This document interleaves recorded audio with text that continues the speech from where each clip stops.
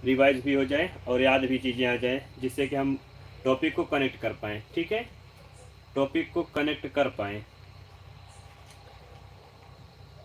चलिए स्टार्ट करते हैं हम। देखिए, पिछले क्लास में हम कोशिका के आकार से स्टार्ट किए थे। तो कोशिका के आकार आप सब लोग जानते हो बच्चों कि हमारे पृथ्वी पर जो भी पेड़ पौधे पाए जाते हैं, जो भी जंतु पाए जाते हैं, उनमें कोशिकाएं जो है विभिन्न आकृति और आकार की होती हैं। कोशिकाएं विभिन्न आकृति और आकार की होती हैं। कुछ अंडाकार होगी, कुछ लंबाकार होगी, कुछ स्तंभाकार, कुछ डिस्क शेप में भी होती हैं। ठीक है, लेकिन वो उनका आकार उनके कार्य पर निर्भर करता है। चाहे वो डिस्क शेप में हो, चाहे लंबाकार हो, चाहे अंडाकार हो, चाहे गोलाकार हो, चाहे चौकोर हो, वो उनके कार्य के आधार पर कार्य पर निर्भर करता है। ठीक है, आगे है विभिन्न जीवों पादपों जंतुओं की कोशिकाएं जो होती हैं वो आकार एवं विभिन्न आकार एवं प्रकार की होती हैं। कुछ कोशिकाएं सूक्ष्मदर्शी होती हैं, अर्थात एक कोशिकीय जीव जैसे होते हैं वो सब के सब सूक्ष्मदर्शी होती हैं, जबकि कुछ कोशिकाएं नंगी आंखों से देखी जा सकती हैं। इनका आकार लगभग 0.2 से 0.2 यूएम, यूएम मतलब होता है माइक्रोन मीटर, म्यूएम इसको कहते हैं, म्यूएम मतलब होता है माइक्रोन मीटर। ठीक है, 0.2 यहाँ पे लिखा है, तो यहाँ पे 0.1 से 0.1 माइक्रोन मीटर से Manish Joshi ji sir, welcome welcome जी, से 18 सेंटीमीटर तक हो सकती है। नेक्स्ट है एक कोशिकीय जीव एक बहुकोशिकीय जीव की किसी भी कोशिका का आकार, कोई भी अगर एक बहुकोशिकीय जीव है उनकी जो कोशिका का आकार होता है वो 2 से 120 माइक्रोन मीटर तक होता है। 2 से 120 माइक्रोन मीटर तक होता है। सबसे बड़ी कोशिका जो होती है शुतुरमुर्ग का अंडा, वर्ल्ड की बात करते हैं तो सबसे बड़ी कोशिका शुतुरमुर्ग का अंडा होती है, जिसकी जो लंबाई होती है, लंबाई और चौड़ाई जो होती है 15 सेंटीमीटर से 13 सेंटीमीटर होती है। ठीक है, और सभी एक कोशिकीय सबसे छोटी कोशिका, संसार की सबसे छोटी कोशिका माइकोप्लाज्मा, एक बैक्टीरिया की कोशिका होती है। 0.1 एंगस्ट्रॉम, बहुत माइक्रो होती है, मतलब बहुत सूक्ष्म होती है। सबसे लंबी कोशिका मानव शरीर की बात करेंगे अब। मानव शरीर की सबसे लंबी कोशिका जो होती है वो तंत्रिका कोशिका होती है। इसमें सेंट्रोसोम नहीं पाया जाता है, रिसाइकिल नहीं हो सकता है। ये कोशिका दोबारा अपने आप को रिपेयर नहीं कर सकती है। एक बार अगर इस कोशिका का डैमेज हुआ तो दोबारा ये रिसाइकिल या फिर दोबारा पुनरुत्थान नहीं हो सकता इसमें। सेकेंड सबसे बड़ी कोशिका हमारी मानव शरीर में सबसे बड़ी कोशिका जो होती है वो होती है ओवम, मतलब फीमेल का अंडाणु होता है। और सबसे छोटी कोशिका जो होता है वो पुरुष का शुक्राणु होता है, अर्थात स्पर्म। ठीक है, नेक्स्ट है कोशिका के भाग। देखो कंपोनेंट्स ऑफ सेल्स, इसको हम 3 भाग में डिवाइड किए थे। पहला प्लाज्मा झिल्ली, केंद्रक और कोशिका द्रव्य। प्लाज्मा झिल्ली बच्चों याद रखना, कोशिका के बाहरी जो आवरण होता है, बाहरी आवरण कोशिका झिल्ली, प्लाज्मा झिल्ली या कोशिका झिल्ली होता है। बीच वाला जो भाग होता है डार्क वाला, जो कि केंद्रक भाग होता है। और लास्ट में आ जाता है कोशिका द्रव्य। कोशिका द्रव्य में सभी कोशिकांग पाए जाते हैं। ये कोशिका के 3 भाग हो गए थे। कोशिका झिल्ली बात करते हैं। कोशिका झिल्ली ये वर्णात्मक पारिगम होती है। क्या बच्चों? वर्णात्मक पारिगम होती है कोशिका झिल्ली का। इसको कई नाम होते हैं, जैसे कोशिका झिल्ली, प्लाज्मा लेमा या फिर सेल मेम्ब्रेन, ये 4-5 नाम होते हैं इसके। और ये कोशिका झिल्ली वर्णात्मक पारिगम होती है, अर्थात कुछ पदार्थों को अपनी ओर से जाने देगी, कुछ पदार्थों को अपनी ओर से नहीं जाने देगी। कोशिका के अंदर या बाहर से कुछ पदार्थों का अंदर या बाहर जाने देती है, या प्रत्येक कोशिका को दूसरी कोशिका से कनेक्ट, मतलब या प्रत्येक कोशिका को दूसरी कोशिका के केंद्रक द्रव्य से, तो कोशिका द्रव्य से अलग करती है। हम आपको ये भी बता दिए थे कि कैसे 2 कोशिका द्रव्य को आपस में डिवाइड करती है, मतलब अलग अलग कर देती है। जंतु कोशिका व पादप कोशिका में दोनों में पाई जाती है। कौन? कोशिका झिल्ली। जंतु कोशिका और पादप कोशिका दोनों में पाई जाती है। ठीक है, ये आपकी है कोशिका झिल्ली का तरल मोज़ेक मॉडल या फ्लूइड मोज़ेक मॉडल। इसको प्रस्तुत किया था सिंगर और निकोलसन ने 1972 ईस्वी में। इन्होंने कहा था कि जो प्रोटीन होता है वो लिपिड की 2 परतों के बीच में सैंडविच की तरह धसी होती रहती है। इसकी जो मोटाई होती है, प्लाज्मा झिल्ली की जो मोटाई होती है वो 75 एंगस्ट्रॉम मोटी होती है। कितने बच्चों? 75 एंगस्ट्रॉम मोटी होती है। ठीक है, नेक्स्ट आगे देखते हैं प्लाज्मा झिल्ली के कार्य। प्लाज्मा झिल्ली के कार्य जो था वर्णात्मक पारिगम होती है, आप सब लोगों को पता है। ये कुछ अणुओं को अपनी ओर से जाने देगी, कुछ को नहीं जाने देगी। यह कोशिका को निश्चित शेप बनाए रखती है, आकार बनाए रखता है। प्लाज्मा झिल्ली के अंदर व बाहर अणुओं का आदान प्रदान यह 2 प्रकार से होता है। एक होता है विसरण, एक होता है परासरण। दो प्रकार से होता है पदार्थों का आवागमन। नेक्स्ट, कोशिका भित्ति कल पढ़ लिए थे कि यह कोशिका भित्ति सबसे मजबूत और कठोर होती है, पादप कोशिका में पाई जाती है, लेकिन जंतु कोशिका में नहीं पाई जाती है। यह सख्त होती है, मजबूत होती है, मोटी होती है और कठोर अजीवित संरचना होती है, मतलब इसमें यह मृत होती है, जीवित नहीं होती है। ठीक है, आगे देखते हैं। यह कोशिका झिल्ली जो कोशिका भित्ति होती है सेलुलोज की बनी होती है। कोशिकाएं मध्य भित्ति द्वारा एक दूसरे से जुड़ी रहती हैं। जो कोशिका एक कोशिका दो कोशिका होती है, सॉरी दो कोशिका जो होती है उसके बीच में मध्य कोशिका भित्ति होती है जो दो कोशिकाओं को आपस में जोड़े रखती है। पादप कोशिकाएं एक दूसरे से प्लाज्मोडेस्माटा के से संपर्क में रहती हैं। प्लाज्मोडेस्माटा बच्चों बताए थे कि दो कोशिकाओं के बीच में एक सरंध्रयुक्त छिद्र होता है जिसको हम प्लाज्मोडेस्माटा कहते हैं। ठीक है, आगे देखते हैं। कवकों में पाई जाने वाली जो कोशिका भित्ति होती है वो काइटिन की बनी होती है। कवकों में कोशिका भित्ति किसकी बनी होती है? तो बच्चों याद रखना काइटिन की बनी होती है। नेक्स्ट आगे है कोशिका भित्ति के कार्य। कोशिका भित्ति ये, ठीक है जी, आगे देखिएगा कोशिका भित्ति के कार्य। कोशिका भित्ति की जो संरचना होती है कोशिका भित्ति ये कोशिका को एक संरचना स्ट्रक्चर प्रदान करता है। अगर पादपों में कोशिका भित्ति पाई जाती है, हालांकि पाई जाती है, सब में पाई जाती है, आप लोग भी जानते हैं कि पादपों में कोशिका भित्ति पाई जाती है, लेकिन उसका कार्य क्या होता है? वो कोशिका को संरचना प्रदान करता है, आकृति प्रदान करता है। ठीक है, हेलो सर, हाँ हेलो प्रियांशु, आज भैया शेयर कर देना प्रियांशु, एक बार सबको शेयर कर देना जरूर। ठीक है, ग्रुप में शेयर कर देना। आगे देखिएगा, कोशिका भित्ति ये मजबूती प्रदान करता है, कोशिका को मजबूती प्रदान करता है। सरंध्रयुक्त होता है, छिद्रयुक्त होता है, जिससे कि विभिन्न अणु आर पार जा सकते हैं। इसमें मरम्मत करने व पुनर्जनन की क्षमता पाई जाती है। अर्थात अगर कोशिका भित्ति डैमेज हुई तो अपने आप से फिर से ठीक हो जाता है, फिर से रिसाइकिल हो जाता है। ठीक है, यहाँ तक तो हम पढ़ लिए थे, यहाँ तक हमारा क्लियर हो गया था। अब आगे आज वाला टॉपिक जो स्टार्ट करेंगे, कोशिका द्रव्य। क्या स्टार्ट करेंगे बच्चों? कोशिका द्रव्य। क्लियर है? एक बार शिवानी, सरोज, हेलो हेलो जी, आदित्य जी भी आ गए हैं। तो बच्चों अब यहीं से हम स्टार्ट करते हैं, यहाँ से हम स्टार्ट करते हैं कोशिका द्रव्य वाला भाग। और कोशिका द्रव्य यहाँ से बिल्कुल कंसंट्रेट होकर देखिएगा, नोटबुक लेकर बैठिएगा।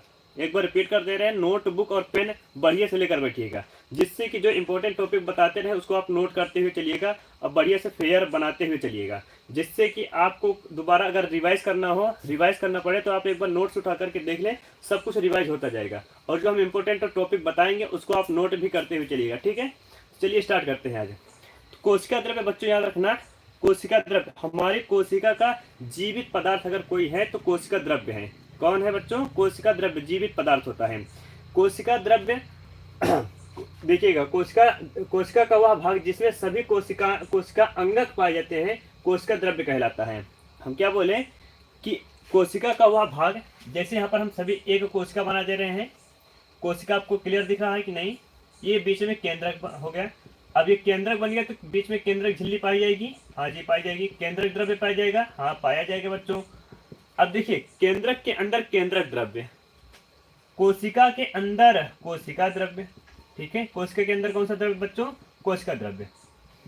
अब अगर इन दोनों को हम मिला दें, केंद्रक द्रव्य और कोशिका द्रव्य, इनको मिला दें और इनको मिला दें तो दोनों बन जाते हैं जीव द्रव्य। क्या बन जाते हैं बच्चों? तो जीव द्रव्य बन जाता है। ठीक है, क्या बन जाता है? जीव द्रव्य। जीव द्रव्य को हम कहते हैं प्रोटोप्लाज्म। प्रोटोप्लाज्म याद रखना, प्रोटोप्लाज्म ये है कोशिका द्रव्य, इसको कहेंगे हम कोशिका द्रव्य। और कोशिका द्रव्य, और ये है आपका केंद्रक द्रव्य। क्या है बच्चों? केंद्रक द्रव्य।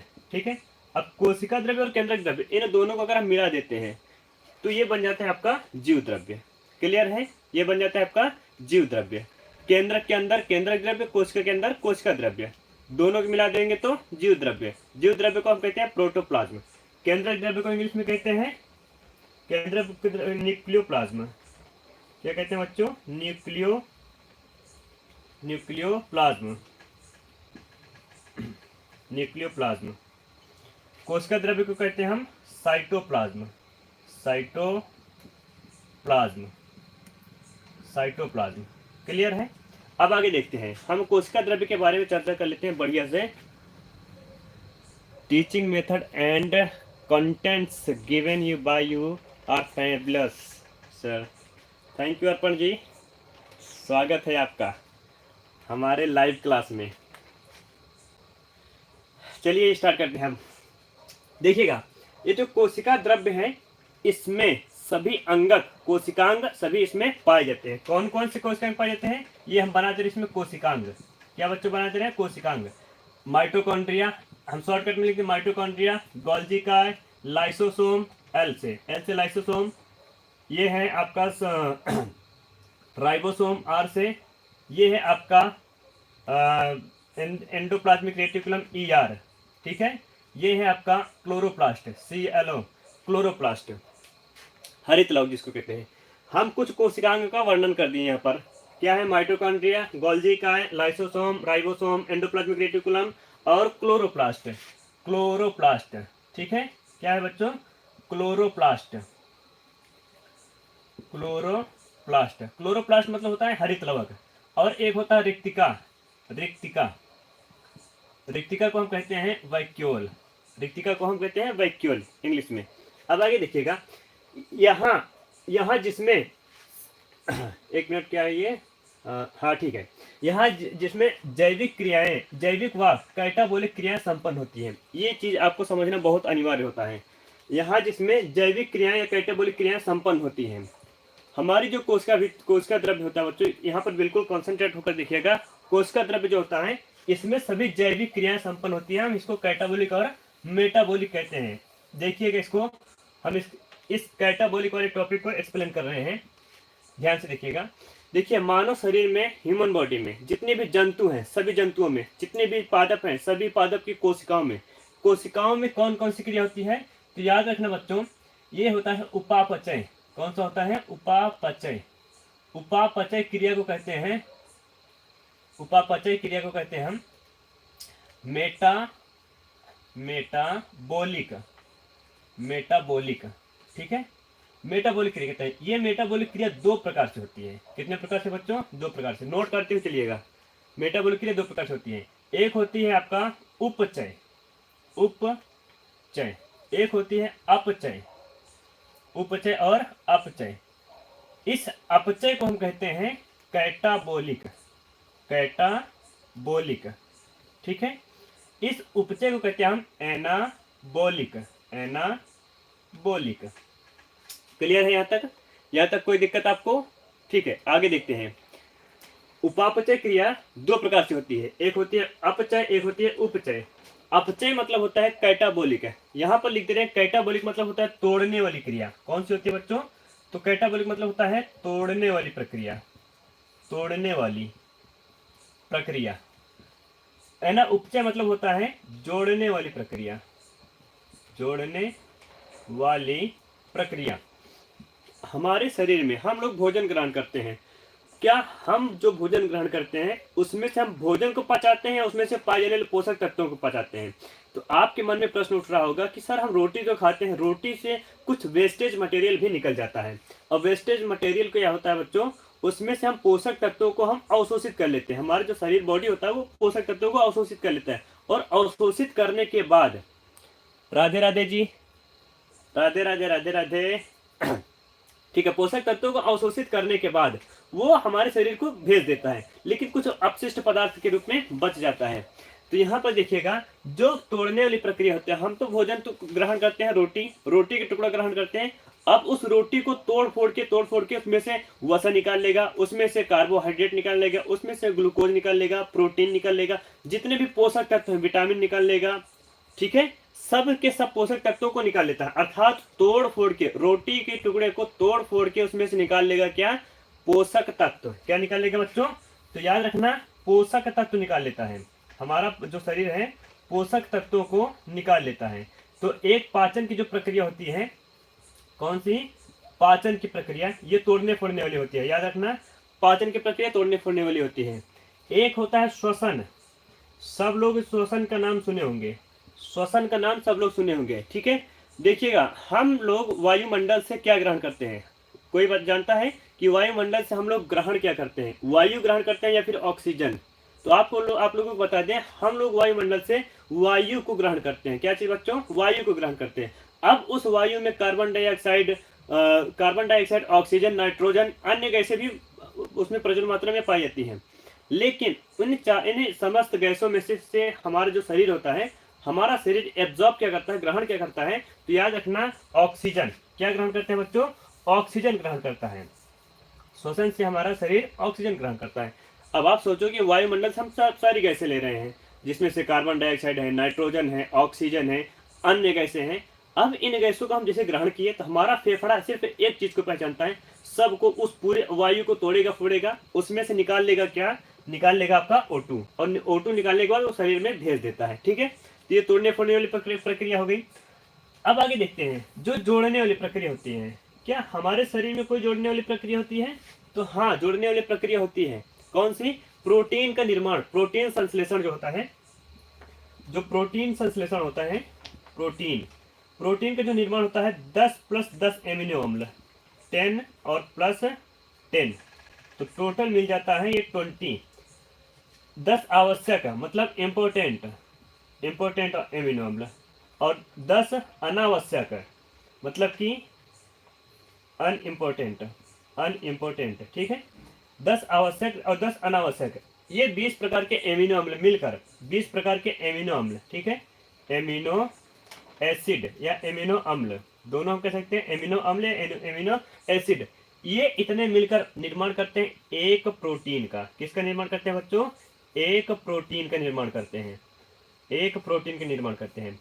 अर्थात प्रोटीन की जो यूनिट होती है, प्रोटीन की जो इकाई होती है, वो होती है आपकी एमिनो अम्ल। 20 प्रकार के एमिनो अम्ल मिलकर प्रोटीन का निर्माण करते हैं। क्लियर है यहाँ तक? ये हमारी जोड़ने वाली प्रक्रिया हो रही है। ठीक है, कौन कौन सा? 10 इंपॉर्टेंट, 10 आवश्यक एमिनो अम्ल और 10 अनावश्यक। इन दोनों को हम जोड़े तो टोटल हो गया 20 एमिनो अम्ल, और 20 एमिनो अम्ल मिलकर एक प्रोटीन का निर्माण करता है, निर्माण कर रहा है यहाँ पे। अगला देखते हैं, एक होता है प्रकाश संश्लेषण। कौन से होता है बच्चों? प्रकाश संश्लेषण। ये 10 वाला भी टॉपिक है, 10 में भी यही प्रक्रिया यही टॉपिक पढ़ाया जाता है। कक्षा 10 में भी यही टॉपिक पढ़ाया जाता है, उपापचय क्रिया। ठीक है, तो यहाँ पर जो शॉर्टकट में थोड़ा सा एक वर्ड आया है कैटाबोलिक, तो इसको हम एक्सप्लेन कर दिए हैं। ये इसका टोटल वाला पूरा का पूरा टॉपिक है। क्लियर है बच्चों? आगे देखते हैं। इसके 2 भाग होते हैं। किसके? जो हमारा कोशिका द्रव्य होता है, इसके 2 भाग होते हैं। पहला भाग होता है सिस्टोल। क्या होता है बच्चों? सिस्टोल। हम यहाँ पर एक सिंपल सा कोशिका बनाना चाहेंगे, यहीं पर बना देते हैं। ठीक है, ये सिंपल से कोशिका है, कोशिका के बीच में केंद्रक पाया जाएगा, सिस्टोल। क्या पहला कौन सा कोशिका द्रव्य का भाग? सिस्टोल है। तो सिस्टोल किसे कहेंगे? तो इसमें कुछ लिक्विड वाले पदार्थ पाया जाता है बच्चों, लिक्विड वाला पदार्थ पाया जाता है, और इस लिक्विड वाले भाग को कहते हैं हम सिस्टोल। क्या कहते हैं? लिक्विड वाले भाग को कहते हैं सिस्टोल। और इसी में बीच बीच में पाया जाएगा अंगक। क्या पाया जाएगा? कोशिकांग पाया जाएगा। क्योंकि हमारी कोशिका द्रव्य में ही कोशिकांग पाए जाते हैं। तो कोशिका के कितने भाग? कोशिका द्रव्य के कितने भाग? 2 भाग हो गए। एक तो द्रव्य वाला भाग, मटेरियल वाला भाग, दूसरा हो गया आपका अंग वाला भाग। ठीक है, कोशिकांग वाला भाग। यहाँ पे देखिएगा, सिस्टोल जो होता है एक जलीय द्रव्य। क्या होता है? जलीय द्रव्य, जिसमें विभिन्न प्रोटीन मिले हुए होते हैं, विभिन्न प्रोटीन इसमें पाए जाते हैं। अब आगे देखिएगा, इसमें ये जो हमारा कोशिका द्रव्य होता है, ये किससे किससे मिलकर बना होता है? हमारी जो कोशिका द्रव्य होती है वो किससे मिलकर बनी होती है? इसमें 90% जल। क्या होता है बच्चों? 90% जल पाया जाता है, 7% प्रोटीन पाया जाता है, 2% कार्बोहाइड्रेट और 1% अन्य अवयव उसमें मिले होते हैं, जिसमें आपके कुछ विटामिन होते हैं, मिनरल्स होते हैं, तो वो अन्य अवयव में 1% मिला हुआ होता है। तो टोटल हमारे 100% अगर बात करें, 100% जो जीव द्रव्य होता है, कोशिका द्रव्य, उसमें 90% जल, 7% प्रोटीन, 2% कार्बोहाइड्रेट, टोटल 99% हो गया, और 1% जो बचता है वो अन्य अवयव, अर्थात कुछ अन्य विटामिन या खनिज लवण, ये सब पदार्थ उसमें पाए जाते हैं। तो टोटल 100% मिलकर ये बनाते हैं। आगे देखिएगा, जीव द्रव्य की खोज किए थे डुजार्डिन। कौन किए थे बच्चों? डुजार्डिन ने किया था 1835 ईस्वी में। जीव द्रव्य की खोज डुजार्डिन एक वैज्ञानिक थे, इन्होंने खोज किया था जीव द्रव्य की। लेकिन इन्होंने उस समय जब ये खोज किए थे कोशिका द्रव्य की, तो उस समय इसका नाम दिया था सार्कोड। क्या नाम दिया था? सारकोड नाम दिया था। फिर उसके बाद कुछ वर्ष बाद पुरकिंजे आए। पुरकिंजे एक वैज्ञानिक है और इन्होंने उस सारकोड को बदलकर, सारकोड शब्द को बदलकर इसका नाम रख दिया प्रोटोप्लाज्म। क्या नाम रख दिया? प्रोटोप्लाज्म। और प्रोटोप्लाज्म को हम कहते हैं जीव द्रव्य। क्या कहते हैं बच्चों? जीव द्रव्य। क्या कहते हैं इसको? प्रोटोप्लाज्म को हम हिंदी में कहते हैं जीव द्रव्य और इंग्लिश में कहते हैं प्रोटोप्लाज्म। क्लियर है? यहाँ तक किसी को कोई दिक्कत? अगर दिक्कत हो तो रिपीट कर दें एक बार, ठीक है? दिक्कत नहीं होनी चाहिए आप लोगों को, बस। चलिए आगे देखते हैं। यहाँ तक तो आपको कोई दिक्कत नहीं होनी चाहिए। अब आगे हम नेक्स्ट वाला आगे देखते हैं अगली स्लाइड में। चलिए इसको हम इरेज करते रहें। इसको स्क्रीनशॉट एक बार ले लीजिएगा, स्क्रीनशॉट जरूर ले लीजिएगा, जिससे कि आप बाद में रिवाइज कर पाएँ और इसको लिख भी पाएँ, ठीक है? चलिए, तो हमारी जो कोशिका द्रव्य है इसकी खोज किसने की थी बच्चों? कोशिका द्रव्य की खोज किसने की थी? तो कोशिका द्रव्य की खोज किए थे, कोशिका द्रव्य की खोज किसने की थी? डुजार्डिन नामक वैज्ञानिक ने। किस सन में? 1835 ईस्वी में। और इन्होंने, डुजार्डिन ने इसको, कोशिका द्रव्य को नाम दिया था सारकोड, ठीक है? सारकोड नाम दिया था। लेकिन पुरकिंजे आए तो इसका नाम बदल कर रख दिया प्रोटोप्लाज्म। क्या नाम बदल कर रख दिया? प्रोटोप्लाज्म। अगला देखते हैं, कोशिका अंगक। ये हमारा ये था पहला वाला भाग, क्योंकि कोशिका द्रव्य के दो भाग होते हैं। पहला भाग है सिस्टोल और दूसरा भाग कौन सा है? कोशिका अंगक, ठीक है? दूसरा भाग कौन सा बच्चों? कोशिका अंगक। देखिएगा, जो कोशिका अंगक होता है, अर्थात हम इसको कहते हैं कोशिकांग। क्या कहते हैं बच्चों? कोशिकांग कहते हैं। हमारे जो कोशिका में कोशिकांग पाए जाते हैं, ये अलग अलग तरीके से होते हैं। मतलब इन सभी कोशिकांगों का अलग अलग कार्य होता है। जैसे एग्जांपल में आप सब लोग जानते हो कि हमारा जो कंप्यूटर होता है, कंप्यूटर सिर्फ एक कंप्यूटर मिलकर सभी कार्य को नहीं कर सकता, क्योंकि आप जानते हो जो एक होता है, पहले डिस्प्ले रहेगा जिसको हम मॉनिटर कहते हैं, माउस रहेगा, सीपीयू रहेगा, कीबोर्ड रहेगा और कुछ इन्वर्टर भी रहेगा। तो ये सभी उसके कंप्यूटर के अंग माने जाते हैं। ये सभी मिलकर एक कंप्यूटर सिस्टम का निर्माण करते हैं। वैसे यहाँ पर जो कोशिका अंगक है, इन सभी कोशिका अंगों का अलग अलग कार्य है। जैसे कंप्यूटर में मॉनिटर होता है, मॉनिटर का काम है सिर्फ आउटपुट देना, मतलब कि वो डिस्प्ले पर दिखाना होता है। माउस का काम है इनपुट देना, अर्थात उसमें क्लिक करने का काम करता है। स्पीकर का काम है आउटपुट देना, वो आउटपुट देता है, स्पीकर आवाज देता है, ठीक है? सबका अलग अलग कार्य है। वैसे इसमें है कोशिकांग में जितने भी कोशिका होती है सबका अलग अलग कार्य होता है। आगे देखिएगा, विभिन्न प्रकार के अंगक जो प्लाज्मा झिल्ली द्वारा घिरी होती हैं। विभिन्न प्रकार के अंगक जो प्लाज्मा झिल्ली द्वारा घिरी होती है। यहाँ पर हम आपको कोशिका बना दे रहे हैं। यह है आपकी कोशिका। अब कोशिका के अंदर केंद्रक बन गया, ठीक है? कोशिका के अंदर क्या बन गया बच्चों? केंद्रक बन गया। अब इसमें हमें क्या बनाना है? अंग बनाना है, कोशिकांग, जिसको कहते हैं कोशिका अंगक या फिर कोशिकांग। ये हम बना दिए, इसमें का कोशिकांग बना दिए, ठीक है? अब देखिएगा, कुछ कोशिका अंगक एक झिल्ली या दो झिल्ली या फिर बिना झिल्ली के हो सकते हैं। हमारी कोशिका में जितने भी कोशिकांग पाए जाते हैं वो एक झिल्ली वाले हो सकते हैं, इकाहरी झिल्ली वाले हो सकते हैं, दोहरी झिल्ली वाले हो सकते हैं और बिना झिल्ली वाले भी हो सकते हैं। तो आप बोलोगे सर जी कौन कौन से कोशिकांग ऐसे हैं जो कि इकाहरी, दोहरी और बिना झिल्ली वाले भी होते हैं?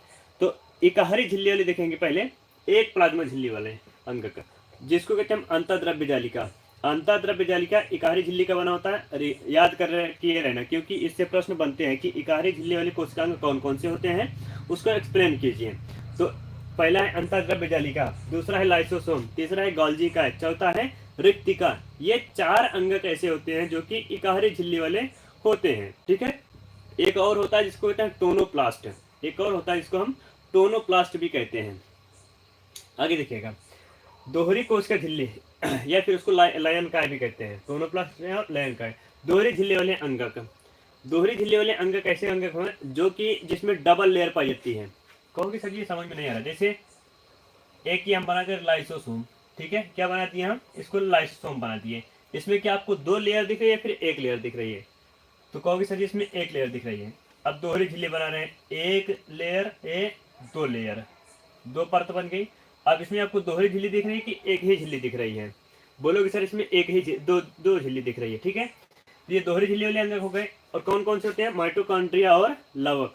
माइटोकॉन्ड्रिया और लवक है, ये दोनों ऐसे कोशिकांग होते हैं जो कि दोहरी झिल्ली वाले होते हैं। बिना झिल्ली वाले अंगक, बिना झिल्ली वाले अर्थात जिसमें कोई भी झिल्ली नहीं पाया जाता। अब बोलोगे सर जी वो अंगक कैसे हो सकते हैं, क्या वो जीव द्रव्य में नहीं मिले होते हैं? तो याद रखना बच्चों, वो अंग नहीं, वो अंगक तो होते हैं लेकिन उसमें कोई भी लेयर, कोई भी झिल्ली नहीं पाई जाती है। जैसे यहाँ पर हम बना दे रहे हैं डॉट डॉट करके। अब आप बताओ क्या इसमें आपको कोई झिल्ली दिख रही है? ऐसे ऐसे करके गोला गोला करके बना दे रहे हैं हम, क्या इसमें कोई आपको झिल्ली दिख रही है? नहीं दिख रही है ना। तो ये आपके होते हैं बिना झिल्ली वाले अंगक। इसमें आपका आ जाता है राइबोसोम, सेंट्रोसोम और माइक्रोट्यूब्यूल्स। राइबोसोम, सेंट्रोसोम और माइक्रोट्यूब्यूल्स, ये सब के सब एक बिना झिल्ली वाले अंगक होते हैं। क्लियर है? यहाँ तक किसी कोई दिक्कत हुआ है? ठीक है, और नहीं दिक्कत है तो कोई दिक्कत नहीं, आप कमेंट करिएगा। अगर जहाँ पर प्रॉब्लम है आपको कमेंट जरूर करिएगा। चलिए आगे देखते हैं। आप स्क्रीनशॉट लेते हुए चलिएगा और एक एक पॉइंट नोट करते हुए जरूर चलिएगा, ठीक है बच्चों? नोट करते हुए जरूर चलिएगा। एक मिनट, थोड़ा सा ड्रिंक कर ले वाटर।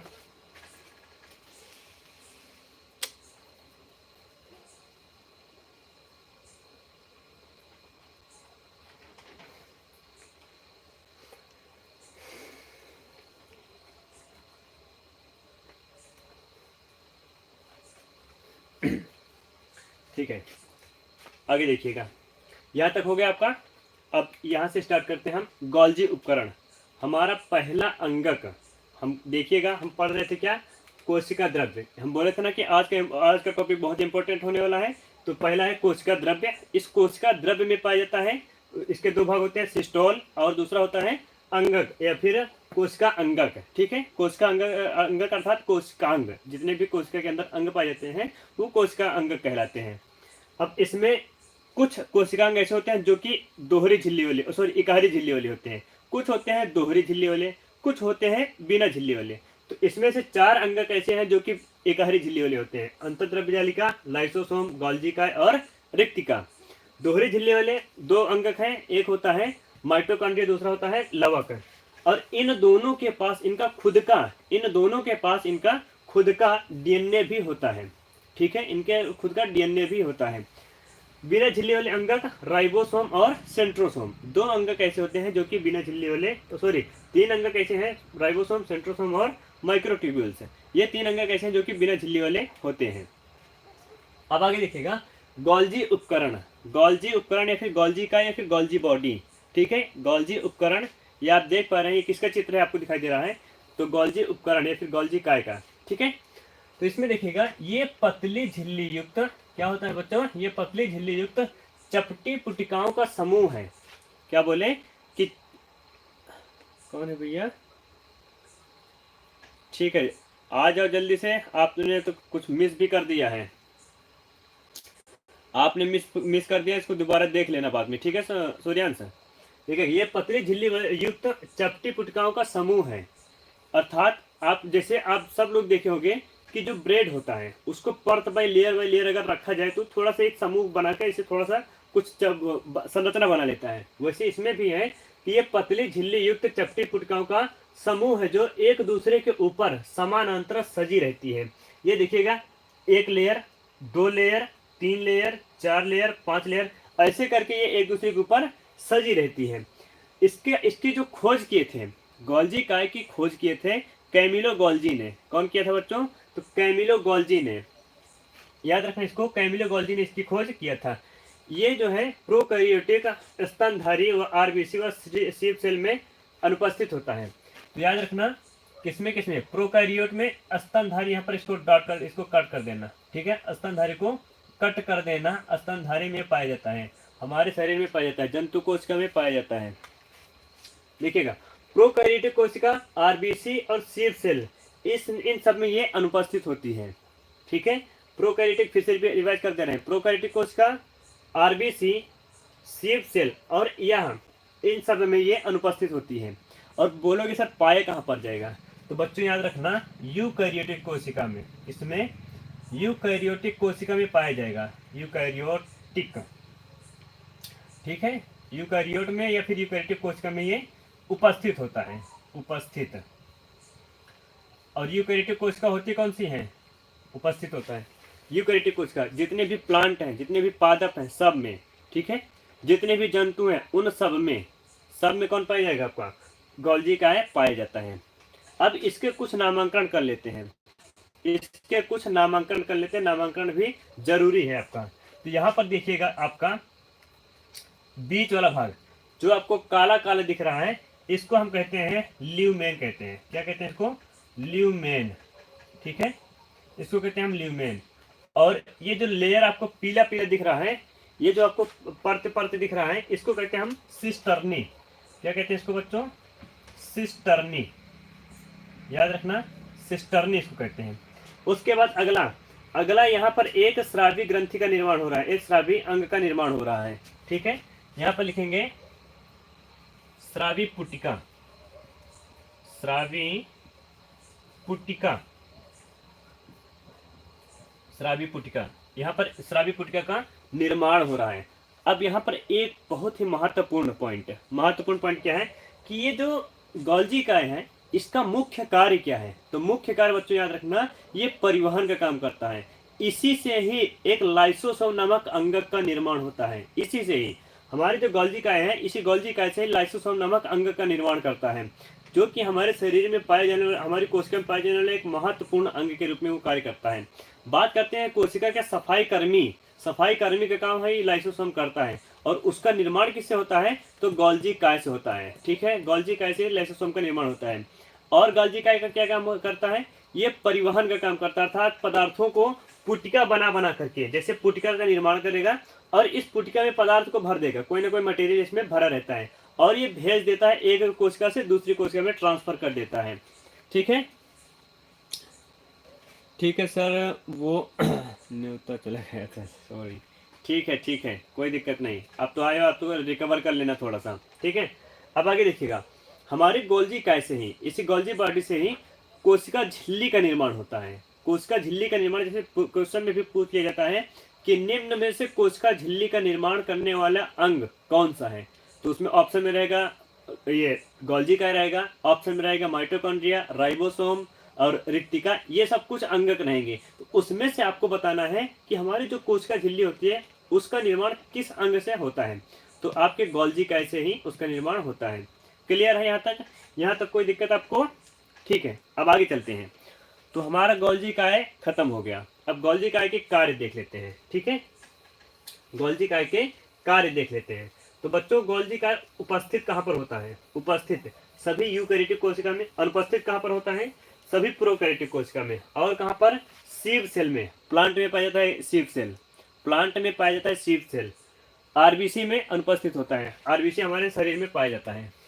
आगे देखिए गोल्जी काय के कार्य, तो गोल्जी काय के कार्य को देख लेते हैं। इसका कार्य बहुत ही महत्वपूर्ण है। तो गोल्जी काय का कार्य जो होता है, तो सबसे पहले यह लिपिड बनाने में सहायता करता है। बोलोगे सर लिपिड क्या होता है, तो बच्चों याद रखना है, एक चिपचिपा तरल, एक चिपचिपा लिक्विड पदार्थ होता है, चिपचिपा पदार्थ होता है जिसको हम लिपिड कहते हैं। हमारे शरीर में इसका निर्माण होता है लिपिड का, ठीक है, वसा के जैसा ही होता है, जैसे वसा होता है वैसे से सेम का सेम लिपिड भी होता है। क्लियर है, एक चिपचिपा पदार्थ होता है। यह मध्य लेमिला बनाने में सहायता करता है। मध्य लेमिला, अब बोलोगे सर ये मध्य लेमिला कौन सी है, तो ये जो मध्य लेमिला, जैसे हम कोशिका अगर बनाएंगे, कोशिका बनाएंगे और कोशिका के अंदर कोशिका के बाहर कई परत होते हैं, कोशिका के बाहर कई परत होते हैं। जैसे पादप कोशिका में देखे थे कल आपको 5 लेयर दिखाए थे, तो उसके बीच में एक होता है लैमिला वाला भाग, मध्य लैमिला, तो इसका निर्माण करने में सहायता करता है कौन, हमारा गोल्जी काय, ठीक है। आगे है, यह स्वभाव से स्रावी होता है, अर्थात इसमें एक ग्रंथि के जैसे काम करता है।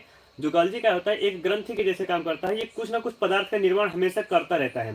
जैसे लाइसोसोम का निर्माण करेगा, एक छोटी सा पाउच बनाएगा और पाउच में कुछ भर देगा, कोई ना कोई पदार्थ भर देगा, ठीक है। तो यहाँ पर वही लिखा है कि यह स्वभाव से स्रावी होता है, यह मेलानिन संश्लेषण में भी सहायता करता है। एक वर्ड आता है यहाँ पे मेलानिन, मेलेनिन, तो मेलानिन क्या होता है, किसी को पता है, मेलानिन क्या होता है किसी को पता है बच्चों? एक बार क्लियर कर दो, मेलानिन क्या किसी को पता है? चलिए आगे देखते हैं, मेलानिन क्या होता है किसी को नहीं पता है? आप सब लोग जानते हो कि कुछ व्यक्ति काले होते हैं, कुछ व्यक्ति गोरे होते हैं।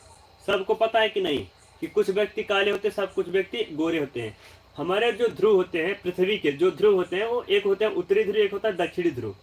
और उस पृथ्वी के मध्य में एक होती है विषुवत रेखा या भूमध्य रेखा, विषुवत रेखा या फिर भूमध्य रेखा। तो भूमध्य रेखा पर पाए जाने वाले जितने भी देश हैं, सब के सब वहाँ के पाए जाने वाले जितने भी व्यक्ति हैं, सब व्यक्ति कैसे होते हैं? काले होते हैं। लेकिन ध्रुवों पर पाए जाने वाले जितने भी व्यक्ति होते हैं वो सब के सब गोरे होते हैं। क्यों गोरे होते हैं? क्योंकि वहाँ पर बर्फबारी हमेशा होती रहती है। लेकिन भूमध्य रेखा पर सभी के सभी, यहाँ पर देखिएगा आपको थोड़ा सा बता दे रहे हैं ताकि आपका एक इमेज बना छपा रहे, आपके दिमाग में एक इमेज छपी रहे, और ये इमेज आपको ये याद दिलाएगी कि व्यक्ति काले और गोरे क्यों होते हैं। ठीक है, जैसे ये हमारी पृथ्वी है, हमारी पृथ्वी है, ये पृथ्वी का निर्माण हो गया। अब इस पृथ्वी में दो ध्रुव होते हैं, आप सब लोग जानते हो कि पृथ्वी के दो ध्रुव होते हैं। ठीक है, और इस ये है आपका ऊपर वाला और ये है निचले वाला, उत्तरी ध्रुव और दक्षिणी ध्रुव। उत्तरी और दक्षिणी ध्रुव यहाँ पर पाए जाने वाले जितने भी देश हैं, इस साइड में पाए जाने वाले जितने भी देश हैं, वहां पर जितने भी व्यक्ति पाए जाएंगे वो सब के सब गोरे होंगे। ठीक है, जबकि ये है भूमध्य रेखा, पृथ्वी के बीच बीच में जो काटती हुई जाती है, इसको कहते हैं भूमध्य रेखा। अब भूमध्य रेखा को हम विषुवत रेखा भी कहते हैं। इस भूमध्य रेखा के आसपास जितने भी देश हैं, वहां के जितने भी व्यक्ति होंगे, सब के सब कैसे होंगे बच्चों? काले होंगे। बोलोगे सर रीजन क्या है? इसका रीजन क्या है कि जो कि यहाँ के व्यक्ति काले होते हैं? तो याद रखना, जो सूर्य की किरण होती है, यहाँ पर सूर्य का प्रकाश होता है, डायरेक्ट किस पर पड़ता है बच्चों? भूमध्य रेखा पर। जबकि यहाँ पर जो भी आपके ये रेखा है, क्या बोलते हैं, उत्तरी और दक्षिणी ध्रुव है, इस उत्तरी और दक्षिणी ध्रुव पर सूर्य की किरणें तिरछी पड़ती हैं।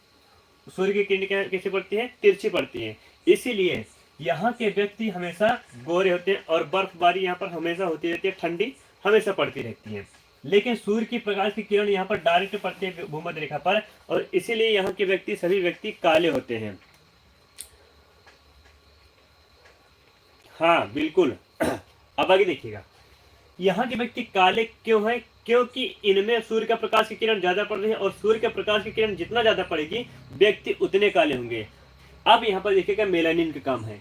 जो व्यक्ति जितने काले होते हैं उनमें मेलानिन की मात्रा उतनी ही ज्यादा पाई जाती है। जो व्यक्ति जितने काले होते हैं मेलानिन की मात्रा उतनी ही ज्यादा उसमें पाई जाती है, और जो व्यक्ति गोरे होते हैं उनमें मेलानिन की मात्रा नहीं पाई जाती है। एक छोटे से टॉपिक को हम यहाँ पर इसको इमेज द्वारा आपको समझा दिए, जिससे कि आपके दिमाग में ये छपा रहे कि व्यक्ति गोरे और काले क्यों होते हैं। तो मेलानिन के कारण, जिसमें ज्यादा पाया जाएगा वो काला, जिसमें कम पाया जाएगा वो गोरा। आगे देखते हैं, पुटिका पदार्थों का संचयन, रूपांतरण और बंद करना। देखिए, पुटिका पदार्थों का संचयन, पुटिका पदार्थों का, गोल्जी का जो होता है हमारा, ये देखिएगा, ये जो गोल्जी का है यहाँ पर ये पुटिका बना रहा है, पुटिका का निर्माण कर रहा है। इसमें कोई ना कोई पदार्थ का निर्माण करेगा, संचयन करेगा। ठीक है, वही यहाँ पे लिखा है कि पुटिका पदार्थों का संचयन करेगा और रूपांतरण करता है। रूपांतरण कैसे करेगा? सोचिए, यहाँ पर पुटिका बना रहा है, यहाँ पर पुटिका निर्माण कर रहा है, और इस पुटिका को बदल देता है, रूपांतरित कर देता है किसमें? लाइसोसोम में। पुटिका का रूपांतरित किसमें कर देता है? सर मेलानिन सूर्य से क्या तात्पर्य है? अरे देखिए, जो सूर्य के प्रकाश की किरण होती है डायरेक्ट भूमध्य रेखा पर पड़ती है, विषुवत रेखा पर पड़ती है, और आपके सूर्य के प्रकाश की किरण में होता है विटामिन डी, और विटामिन डी की मात्रा जिसमें ज्यादा होती है वो व्यक्ति काले भी होते हैं, याद रखना। यहाँ पर डायरेक्ट सूर्य के प्रकाश की किरण पड़ती है। ऐसे ही समझ लो ना कि जो व्यक्ति ज्यादा तपते हैं वो ज्यादा ही काले रहते हैं। जो व्यक्ति हमेशा एसी में रहते हैं उसमें उनमें जो है वो अधिकतर गोरे गोरे आपको दिखाई देते हैं। एसी वाले व्यक्ति हमेशा गोरे दिखाई देते हैं, और नॉन एसी वाले वर्कर लोग हमेशा काले दिखाई देते हैं। ठीक है, आगे देखिएगा, यहाँ पर स्रावी पुटिका का निर्माण हो रहा है, और इस पुटिका को बदल देता है, रूपांतरित कर देता है किसमें? लाइसोसोम में। वही यहाँ पर लिखा है, पुटिका पदार्थों का संचयन करता है, संचयन कर लिया और उसका रूपांतरण कर लिया। ठीक है, उसका रूपांतरण किस में कर देता है, लाइसोसोम में कर देता है। आगे है गोल्जी काय के द्वारा लाइसोसोम को भी बनाया जाता है।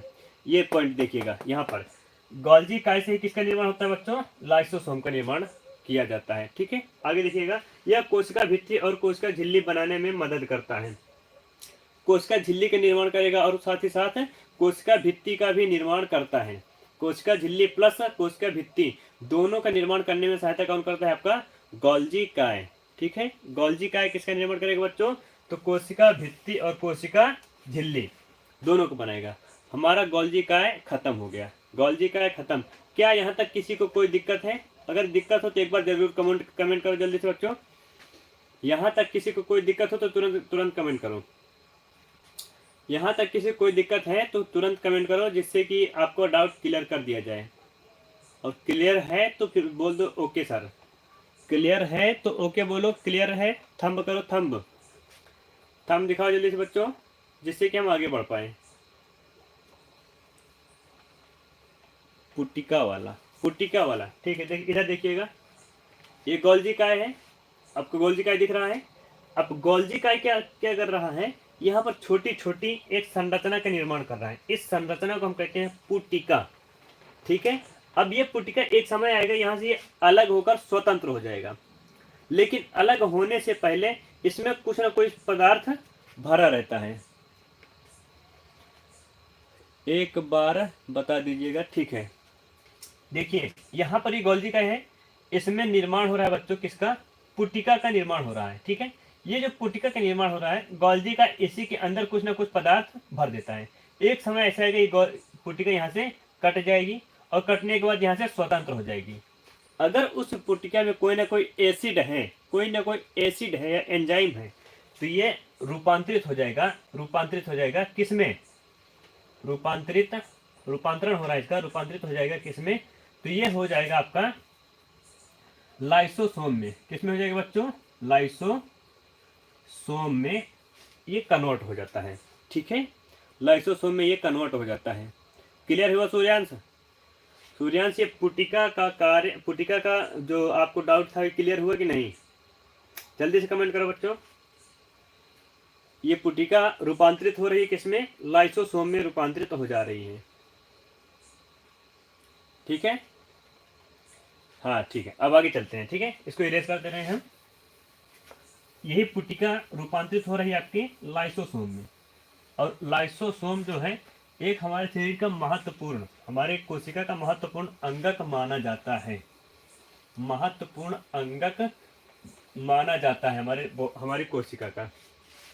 नेक्स्ट आगे देखिएगा, यहाँ से शुरू है आपका गोल्जी काय के कार्य हो गया। अब आगे स्टार्ट है माइटोकॉन्ड्रिया। माइटोकॉन्ड्रिया के कार्य भी आपको बता देते हैं, पूरा समझा देंगे बढ़िया से। माइटोकॉन्ड्रिया देख लेते हैं। क्या आपको ये माइटोकॉन्ड्रिया, एक मिनट, ठीक है, यहाँ से देखते हैं। ठीक है, देखिए जो माइटोकॉन्ड्रिया होती है बच्चों, पहली बात तो ये हमारे शरीर का पावर हाउस कहलाता है। बोलोगे सर पावर हाउस क्या है? जहाँ पर ऊर्जा का निर्माण होता है। आप सब लोग जानते हो, जैसे आपका वो जहाँ से बिजली बनकर आती है, उसे हम कहते हैं पावर हाउस, बिजली घर।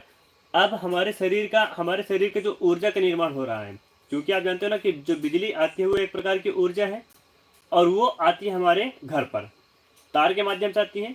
वैसे हमारे शरीर में पाया जाता है, हमारे शरीर की कोशिका में पाया जाता है माइटोकॉन्ड्रिया, और यह माइटोकॉन्ड्रिया हमारे शरीर में ऊर्जा का निर्माण करता है। क्लियर है? ऊर्जा का निर्माण करता है, इसलिए इस माइटोकॉन्ड्रिया को power house of the cell कहते हैं। ऊर्जा एटीपी के रूप में निर्माण करेगा। जो माइटोकॉन्ड्रिया होता है ये ऊर्जा को एटीपी के रूप में निर्माण करता है। आगे देख लेते हैं, यहाँ पर ये प्रोकैरियोटिक कोशिका में अनुपस्थित होता है। किसमें? प्रोकैरियोटिक कोशिका में ये नहीं पाया जाएगा। फिर से रिपीट कर दे रहे हैं, प्रोकैरियोटिक कोशिका में नहीं पाया जाएगा। पाया कहाँ पर जाएगा? फिर ये पाया जाता है यूकैरियोटिक कोशिका में उपस्थित। यूकैरियोटिक कोशिका में उपस्थित होता है। याद रहेगा ये पॉइंट। कि हमारा जो माइटोकॉन्ड्रिया होता है यूकैरियोटिक कोशिका में उपस्थित होता है, जबकि प्रोकैरियोटिक में ये अनुपस्थित होता है। इसको कोशिका का पावर हाउस, ऊर्जा घर भी कहते हैं। माइटोकॉन्ड्रिया का पावर हाउस या फिर ऊर्जा घर भी कहते हैं। यह दोहरी झिल्ली वाले होते हैं और सभी यूकैरियोटिक कोशिका में उपस्थित होते हैं। किसमें? यहाँ पर जो लिखा है यूकैरियोटिक कोशिका में उपस्थित, वही पॉइंट यहाँ पर लिखा है। यह दोहरी झिल्ली वाले अंगक होते हैं और ये सभी यूकैरियोटिक कोशिका में उपस्थित होते हैं। यह बाह्य परत चिकनी छिद्रित होती है, अतः परत बहुत वलित होती है। अंतः परत, यहाँ पर जो अतः परत है ना, यहाँ पर अंतः परत बहुत वलित होती है और क्रिस्टी का निर्माण करती है। यहाँ पर आपको समझना है, माइटोकॉन्ड्रिया को सर्वप्रथम 1880 में कोलिकर ने देखा था। कोलिकर ने इसकी खोज की थी। देखिए, हम इसको एक्सप्लेन करते हैं इस वाले चित्र में। यहाँ पर देखिए, बाहर वाला पहले इसको देख लेते हैं। यह दोहरी झिल्ली वाला अंगक होता है और सभी यूकैरियोटिक कोशिका में पाया जाता है। क्या इसमें आपको दोहरी झिल्ली दिख रही है? एक इकाहरी झिल्ली अंदर, बाहर वाली आपको बाहर नीले कलर की दिख रही है, ये वाली झिल्ली, ये आपकी इकाहरी झिल्ली है, ये वाली है। और ये एक है अंदर वाली झिल्ली, जो कि बहुत ही वलित होती है। कैसी होती है बच्चों? बहुत ही वलित होती है। ये आपको दिख रहा है, बहुत ही वलित होती है, मतलब बहुत ही टेढ़ी मेढ़ी होती है। तो दो झिल्ली हो गए। एक है बाहर वाली झिल्ली, इसको कहते हैं हम आउटर मेम्ब्रेन। क्या कहते हैं? आउटर मेम्ब्रेन या फिर बाह्य झिल्ली, बाह्य झिल्ली। और इसको कहते हैं हम अंतः झिल्ली। बाह्य झिल्ली और अंतः झिल्ली दो हो गए। अब ये जो बाह्य झिल्ली होती है, ये तो बाहर इसकी सुरक्षा करेगी। अंतः झिल्ली जो होती है, क्रिस्टी का निर्माण करती है। किसका निर्माण करती है? क्रिस्टी का निर्माण करती है। यहाँ पर देखिएगा, एक मिनट, ठीक है, यहाँ पर देखिएगा, ये अंतः झिल्ली जो होती है ना, क्रिस्टी का निर्माण करती है। अब अंदर वाली जो लेयर कहलाएगी ये वाला, कुछ इसमें कुछ ऐसी ऐसी संरचना आपको दिखाई देती है। इसको F1 पार्टिकल्स भी कहते हैं, F1 पार्टिकल्स भी कहते हैं इसको। जो आपको घुंडी जैसी संरचना आपको दिखाई दे रही है, इसको हम F1 पार्टिकल्स भी कहते हैं। ठीक है, इसको F1 पार्टिकल्स कहते हैं। अब देखिएगा, ये अंदर का जो निर्माण हो रहा है, इस अंदर की सतह को हम कहते हैं क्रिस्टी। क्या कहते हैं? इसको कहते हैं हम क्रिस्टी। ठीक है, अंदर की सतह को क्रिस्टी कहते हैं। अब इसमें कुछ ना कुछ और पदार्थ बने होते हैं, जैसे मैट्रिक्स। अब ये अंदर में कुछ लिक्विड तरल पदार्थ भरा होता है, तरल पदार्थ। इस तरल पदार्थ को कहते हैं हम मैट्रिक्स। ठीक है, तरल पदार्थ को कहते हैं बच्चों मैट्रिक्स। याद रहेगा आपको, ये याद करते हुए चलना, पॉइंट आप नोट करते हुए भी चलना, मैट्रिक्स कहते हैं। अब बीच में पाया जाएगा आपका डीएनए, में पाया जाता है, बीच में पाया जाएगा आपका डीएनए। ठीक है, डीएनए पाया जाएगा, क्रिस्टी हो गया। और बीच बीच में यहाँ पर राइबोसोम भी पाए जाते हैं। क्या चीज?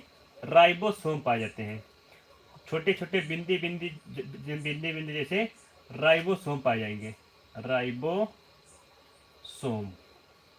ठीक है, और ये राइबोसोम होता है 70 इस प्रकार का।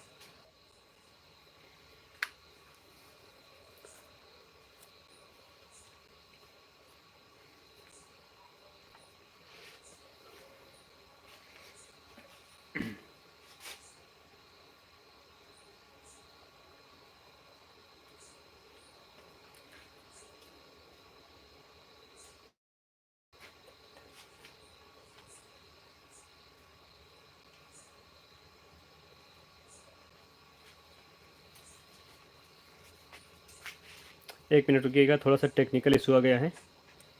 टेक्निकल इशू के कारण एक मिनट रुकिएगा सूर्यांश, जरा सा।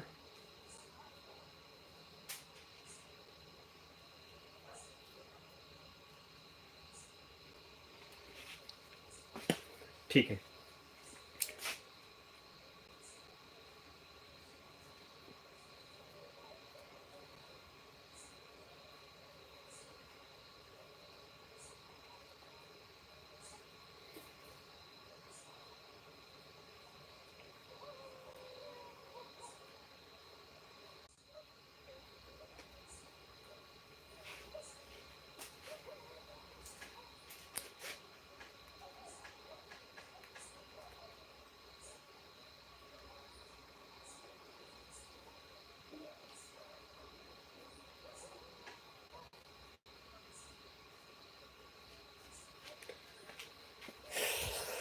एक मिनट रुकिएगा भैया, थोड़ा सा कुछ प्रॉब्लम आ गई है।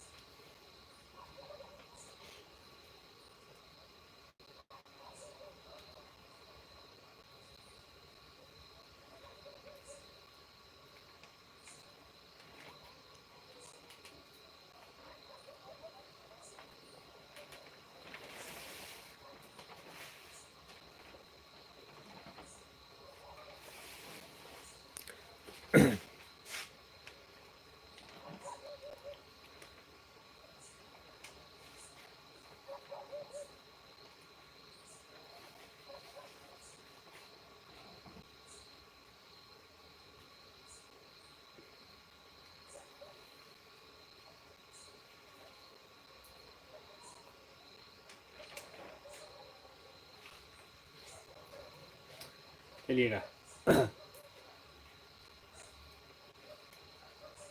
चलिएगा, अब ध्यान से देखिएगा बच्चों, थोड़ा सा टेक्निकल इशू हो गया था। अब क्लियर दिख रहा है कि नहीं? एक बार सूर्यांश क्लियर कर दो, क्लियर दिख रहा है कि नहीं? फिर स्टार्ट करते हैं। क्लियर दिख रहा था, हम स्टार्ट करें।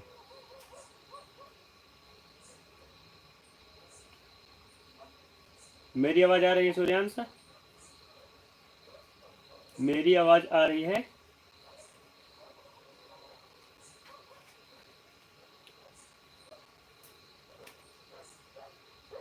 एक बार क्लियर करो, क्या मेरी आवाज आ रही है?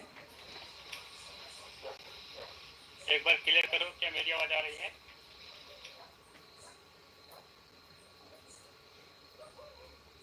ठीक है, अब देखिएगा, हम देख रहे थे कि माइटोकॉन्ड्रिया के कार्य क्या हैं। तो सबसे पहले आपने देखा, यह मुख्य कार्य ऊर्जा निर्माण कर और एटीपी के रूप में संचित करता है। क्या मुख्य कार्य? ऊर्जा का निर्माण करता है। इसका हम इरेज कर देते हैं थोड़ा सा।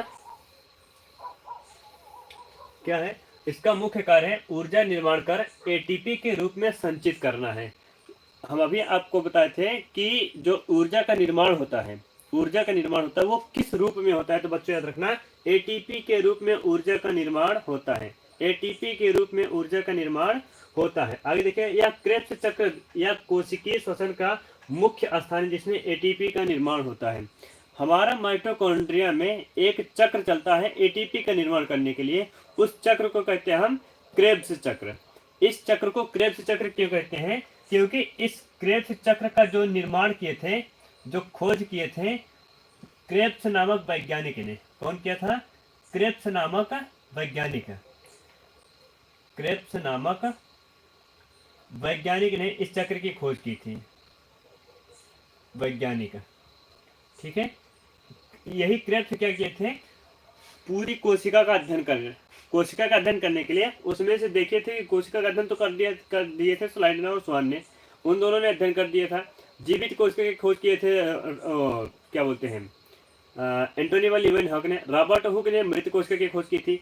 लेकिन जो क्रेब्स वैज्ञानिक आए थे, इन्होंने उसके कोशिका के अंदर जाकर के माइटोकॉन्ड्रिया को निकाला और माइटोकॉन्ड्रिया का अध्ययन करने लगे। इन्होंने सोचा कि इस एटीपी का निर्माण, मतलब हमारे शरीर में ऊर्जा का निर्माण कैसे होता है, ऊर्जा का निर्माण कैसे होता है। तो जब इन्होंने माइटोकॉन्ड्रिया के सभी कोशिकाओं का अध्ययन करने लगे, तो सबसे पहले उन्होंने देखा कि माइटोकॉन्ड्रिया जो थी, इसमें कुछ पार्टिकल्स पाए जाते हैं, कुछ पार्टिकल्स पाए जाते हैं, और वो कि क्रिस्टल की सतह पर पाए जाते हैं, और उस पार्टिकल्स को कहते हैं F1 पार्टिकल्स है। ये जो आपको दिख रहा है ये वाला पॉइंट, इसको कहते हैं हम F1 पार्टिकल्स है। क्या कहते हैं? F1 पार्टिकल्स, ठीक है, F1 पार्टिकल्स कहते हैं। अब F1 पार्टिकल्स में कि पूरी क्रिस्टल में जितनी भी क्रिस्टल आपकी टेढ़ी मेढ़ी हुई है, ये पूरी क्रिस्टल में इलेक्ट्रॉन ट्रांसपोर्ट सिस्टम चलता है, ईटीएस सिस्टम चलता है। पूरी क्रिस्टल में इलेक्ट्रॉन ट्रांसपोर्ट सिस्टम चलता है, अर्थात जो इलेक्ट्रॉन होते हैं वो पूरी क्रिस्टल में से घूमते रहते हैं, और जितना घूमेगा उतना ही ज़्यादा एटीपी का निर्माण होता है। और ये जैसे घूमता रहता है तो एक चक्र पूर्ण करता है। उस चक्र को कहते हैं हम क्रेब्स चक्र। इसकी खोज की थी क्रेब्स नामक वैज्ञानिक ने, इसकी खोज की थी। किसकी? क्रेब्स चक्र की खोज कौन किया था? क्रेब्स नामक वैज्ञानिक ने। और यह कोशिकीय श्वसन का मुख्य स्थान होता है। हमारे शरीर में कोशिकीय श्वसन होता है, एक पढ़ेंगे आप कक्षा 10 में ऑक्सी और अनाक्सी श्वसन। श्वसन जब पढ़ेंगे तो उसमें ऑक्सी श्वसन और अनाक्सी श्वसन दो प्रकार के श्वसन पढ़ते हैं। तो जो ऑक्सी श्वसन होता है, ऑक्सीजन युक्त श्वसन, ऑक्सी श्वसन कहते हैं हम। ऑक्सीजन की उपस्थिति में कोई श्वसन होता है तो उसे हम ऑक्सी श्वसन कहते हैं। और वही ऑक्सीजन युक्त श्वसन आपके माइटोकॉन्ड्रिया में संपन्न होता है। वही ऑक्सीजन युक्त श्वसन माइटोकॉन्ड्रिया में संपन्न होता है। जबकि अनाक्षी श्वसन जो होता है वो हमारी मांसपेशियों में संपन्न होता है। क्लियर है बच्चों? आगे देखिएगा। तो इस क्रेब्स चक्र में कोशिकीय श्वसन होता है जिसमें एटीपी का निर्माण होता है। एटीपी का फुल फॉर्म लिख लेना, एटीपी का फुल फॉर्म लिख लेना, adenosine triphosphate. Adenosine triphosphate Hindi में लिख दे रहे हैं, एडिनोसिन ट्राइफॉस्फेट।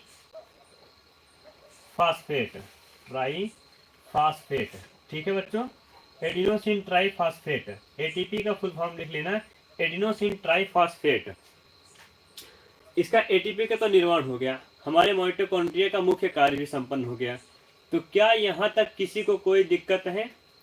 सूर्यांश, क्या यहाँ तक किसी को कोई दिक्कत है? एक बार क्लियर कर दो, क्या यहाँ तक किसी को कोई दिक्कत है? जो अभी आपको हम समझाएं कि माइटोकॉन्ड्रिया, यहाँ पर आपको पता है कि माइटोकॉन्ड्रिया क्या होता है। ये यूकैरियोटिक प्रोकैरियोटिक कोशिका जो होता है, प्रोकैरियोटिक कोशिका में अनुपस्थित होता है, यूकैरियोटिक कोशिका में उपस्थित होता है। यह दोहरी झिल्ली वाले अंगक होते हैं जो कि यूकैरियोटिक कोशिका में पाया जाता है। बाहरी यह दो परतों से बना होता है। एक होता है बाह्य परत जो कि चिकनी होती है। बाह्य परत कैसे होती है? चिकनी होती है। देखो बाहर वाली परत जो आपको नीली नीली दिख रही है ये बाह्य परत है, और ये आपको चिकनी चिकनी दिख रही है, मतलब उबड़ खाबड़ इसमें नहीं है। जबकि अंतः परत जो होती है वो बहुत ही कर्व होती है, बहुत ही टेढ़ी मेढ़ी होती है। अंतः परत आपको टेढ़ी मेढ़ी आपको दिखाई दे रही है, और यही टेढ़ी मेढ़ी परत जो होती है क्रिस्टी का निर्माण करता है। और क्रिस्टी की सतह पर ही एटीपी का निर्माण होता है। किस पर? क्रिस्टी की सतह पर ही एटीपी का निर्माण होता है। एटीपी का निर्माण किस चक्र द्वारा होता है? तो याद रखना, क्रेब्स चक्र द्वारा एटीपी का निर्माण होता है। और कौन सा क्रिया होती है? कोशिकीय श्वसन होता है। कोशिकीय श्वसन में ही एटीपी का निर्माण होता है। एटीपी का full form adenosine triphosphate. ATP का फुल फॉर्म क्या है बच्चों? Adenosine triphosphate. क्लियर है? यहाँ तक किसी को कोई दिक्कत तो नहीं है? एटीपी का फुल फॉर्म क्या है? Adenosine triphosphate. ठीक है, अब उम्मीद है ये आज का लेक्चर समझ में आपको आया होगा। क्या आपको यहाँ तक किसी को कोई दिक्कत हो तो एक बार कमेंट कर दो।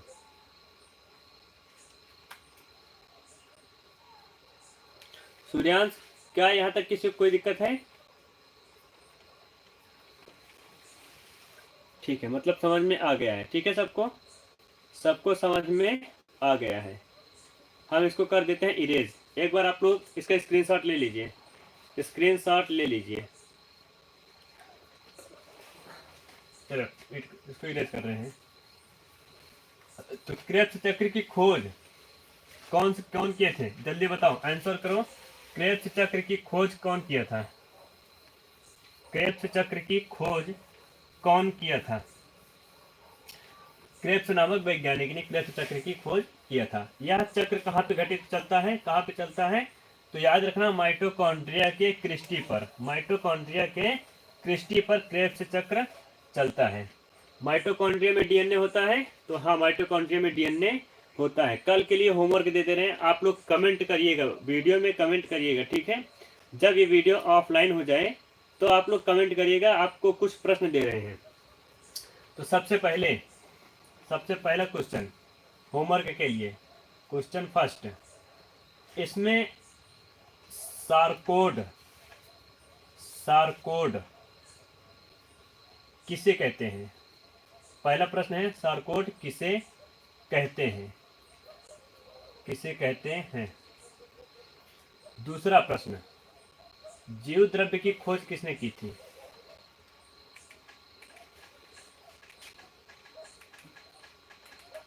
कोई ब्लैंक पेज नहीं है, ब्लैंक पेज मिल जा।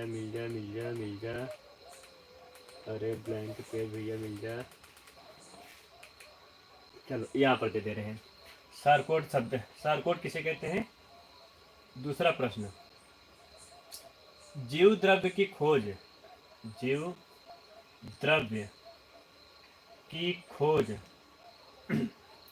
किसने की थी? किसने की थी? दूसरा, अगला प्रश्न थर्ड देखते हैं। क्वेश्चन थर्ड, क्वेश्चन थर्ड आपका जो हमारा गोल्जी काय है, गोल्जी काय, गोल्जी काय की खोज, गोल्जी काय की खोज और गोल्जी काय की खोज किसने की थी? और दो कार्य, दो कार्य, दो कार्य बताइए। गोल्जी काय की के दो कार्य बताइए। ठीक है, ये तीन प्रश्न है आपके, ये तीन प्रश्न है आपके होमवर्क में, होमवर्क के लिए तीन प्रश्न है। इन तीनों प्रश्नों का उत्तर, तीनों प्रश्नों का उत्तर आपको कमेंट में करना है जब वीडियो ऑफलाइन हो जाए तब।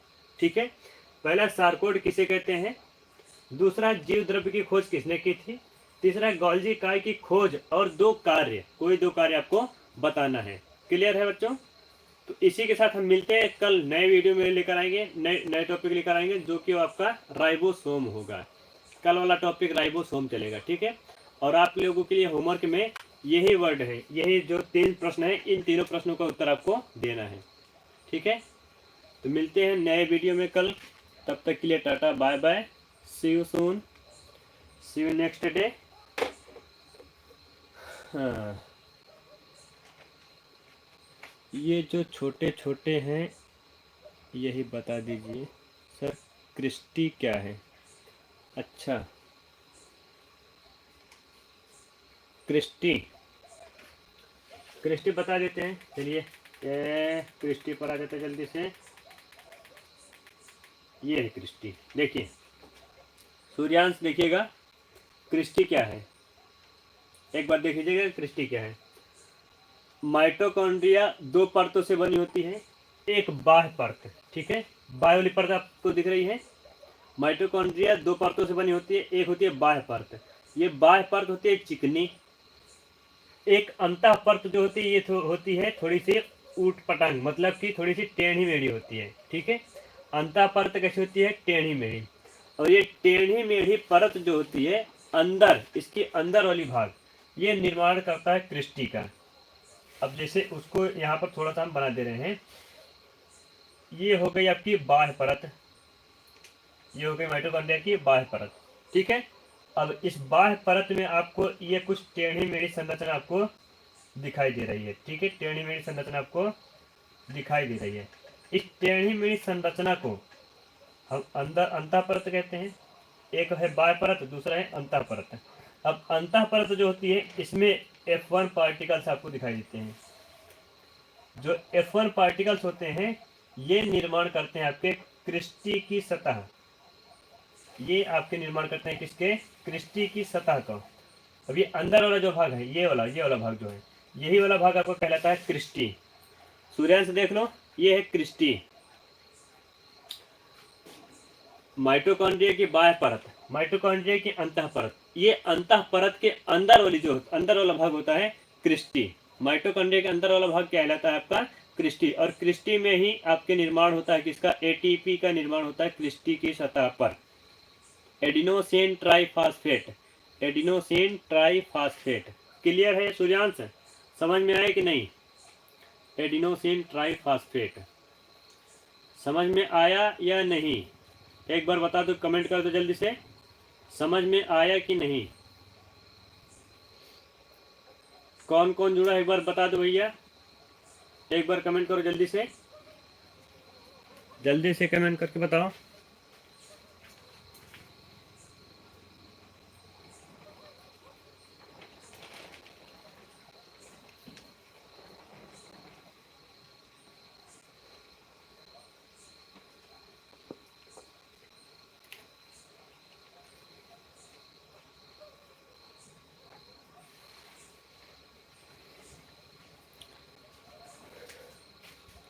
सूर्यांश समझ में आया कि नहीं?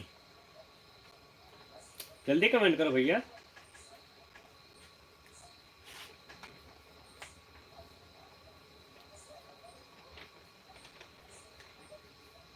चलिए ठीक है, मतलब आपको समझ में आ गया है। कल मिलते हैं इसी के साथ नए वीडियो में, ठीक है? नए वीडियो में मिलते हैं, तब तक के लिए टाटा बाय बाय। आप आराम से खाइए पिए और एक बार रिवीजन जरूर कर लेना, रिवीजन जरूर कर लेना। रिवीजन बहुत ही इंपॉर्टेंट रखता है, बहुत ही मायने रखता है आपके तैयारी के बेस पर, ठीक है? तैयारी के बेस पर रिवीजन बहुत ही मायने रखता है। हम मिलते हैं कल इसी के साथ नए वीडियो में, बहुत ही प्यारा वीडियो लेकर आएंगे जो कि आपका राइबोसोम से स्टार्ट करेंगे, ठीक है बच्चों? See you soon, tata bye bye.